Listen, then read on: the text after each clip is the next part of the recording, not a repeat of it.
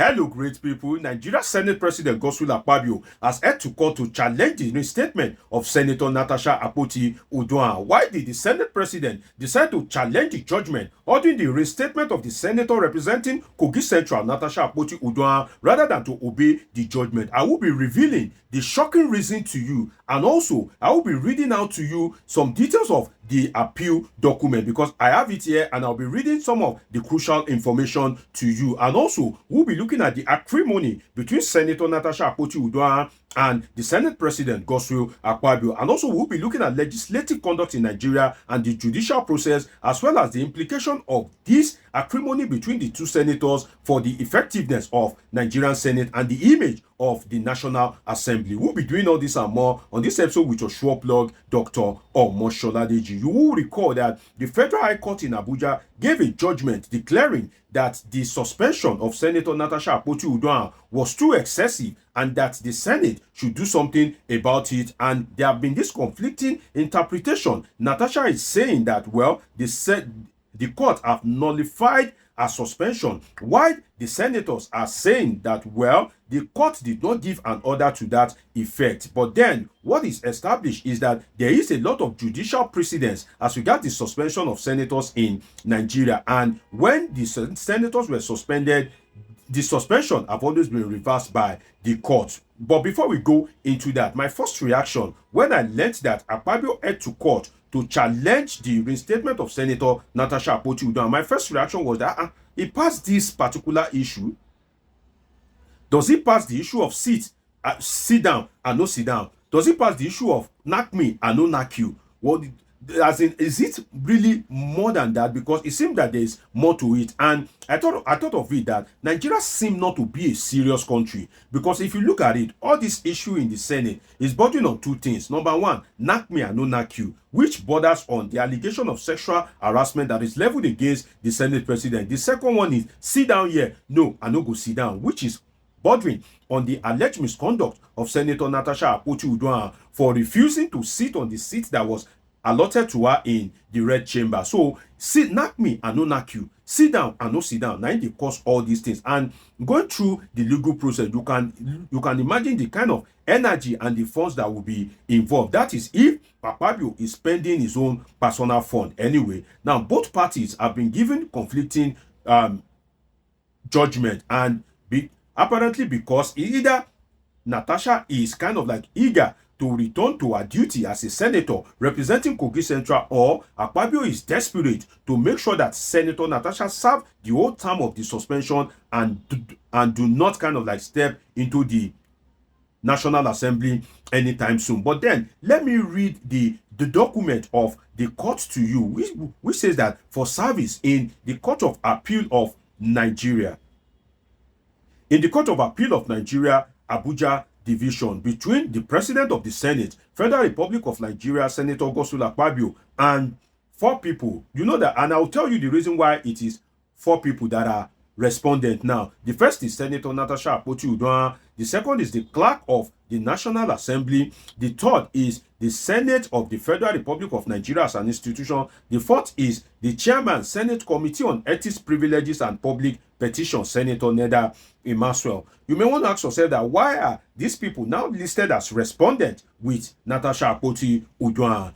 The fact is simple, which is that there is a subsisting judgment, which is of that of the Federal High Court. So now, since there is a judgment, Akpabio is appealing against that judgment. So once he appeal, he's taking step against Natasha Akpoti-Uduaghan, and he now has to join these other 3 people, the clerk, the chairman of the Senate Ethics Committee, and the Senate itself, because there is a judgment that is binding this institution and persons. So Akpabio has to include them, which gives him a reason that this judgment will not be obeyed at this point in time. Adding these people as respondent is a way of restraining them from obeying what is said in the judgment of the Federal High Court. So Akpabio is right in this regard. So these people, rather than for them to be on the side of Akpabio now, they are listed on the side of Natasha Akpoti-Uduaghan, because they now have to stay execution on the judgment if the Court of Appeal so decides. So do not be surprised that they are listed as respondent with Senator Natasha Akpoti-Uduaghan.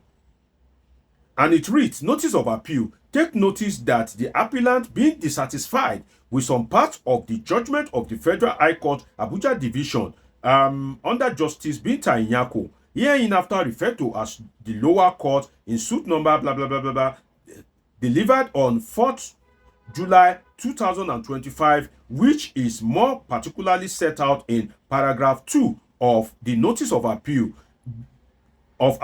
hereby cross appeal to the Court of Appeal upon the grounds stated in paragraph 3, and will at the hearing of the appeal seek relief set out in paragraph 4. And I believe that you can see the court document on the screen as well. You see, what are the other issues that we can point to? You see, I think personally as an individual that the appeal is quite unnecessary, because there are several judicial precedents as regards the suspension of a senator. That of I think Dino Melaye comes to mind, that of Ningi comes to mind, Senator Ningi, that of the senator representing Borno, Ali Ndume, also comes to mind. And all these cases have been kind of like, judgment have been delivered in favor of the suspended senators. So since there are adequate judicial precedent, I don't think that this appeal is quite necessary. But then Akpabio, in his own wisdom, decided to appeal, apparently not because he lacks the knowledge of the judicial precedent, just because he wants to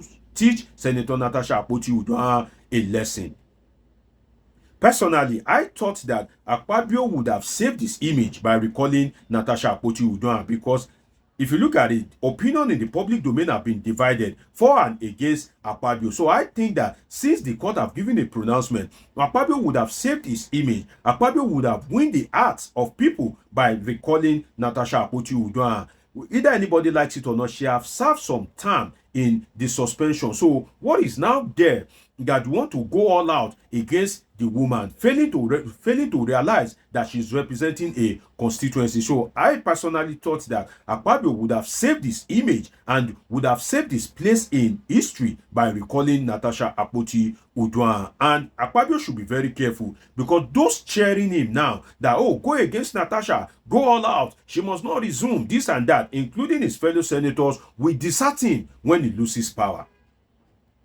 If Akpabio loses power today, those that are his cheerleaders will be the first to desert him. And let me tell you something. You see, when he loses the power, the people will desert him. And to shock you, it may even be this Natasha's case that will make him to lose his seat in 2027. You know that if Akpabio successfully serves his term now, when Tinubu seeks re-election, whether Tinubu wins or not, Akpabio will want to try his luck again to be the Senate President, and other aspirants for that prestigious position will emerge. And one of the things they will use against him is his high-handedness against Natasha Akpoti-Uduaghan. One of the things they will use against him is the alleged sexual allegation against him by Senator Natasha Akpoti-Uduaghan. So if Akpabio has political advisors, definitely he should be careful, because those that are cheering him, his fellow senators, will be the one that will use the same Natasha's case against him, that will use his same high-handedness against him in 2027. And that is why he needs to be very careful.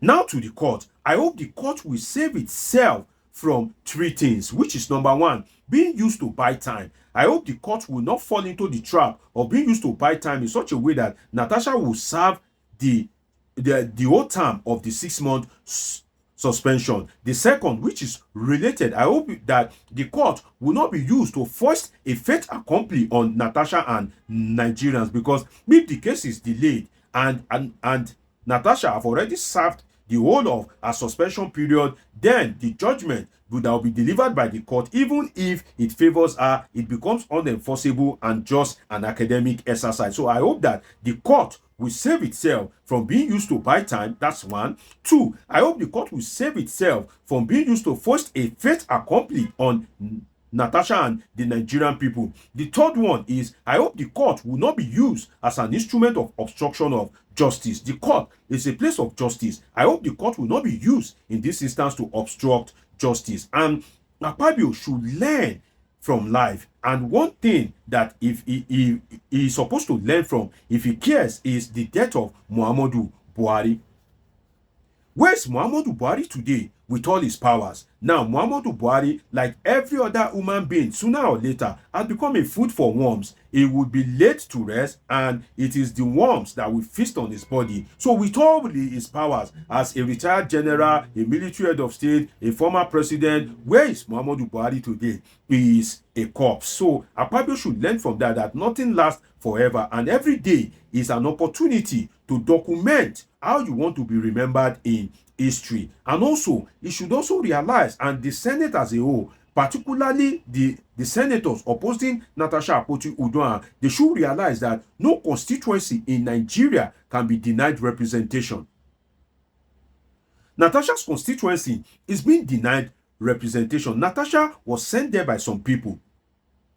Natasha was voted by some people. Natasha is representing some people. So you cannot continue to deny our constituency legislation in a democratic parliament. No constituency must be denied representation for long. You can't just deny the constituency of Natasha Akpoti-Uduaghan. You can't just deny them representation in perpetuity. So that is why the Senate and the members of the Nigerian Senate and the leadership led by Godswill Akpabio should be very careful. I just hope that they can find closure to these particular issues, because Senator Natasha Akpoti-Uduaghan and Godswill Akpabio, they are family friends for so many years. In fact, Natasha's husband, Chief Uduaghan, has been a friend to Godswill Akpabio before he even married Senator Natasha Akpoti-Uduaghan. So I hope that they can behave like matured minds and set good examples for the younger ones. It's been an interesting time with you on this episode of Politics with your Sure Plug, Dr. Omosoladeji. Subscribe, turn on your notification button, catch up with my past videos. See you in my next video. I love you all sincerely.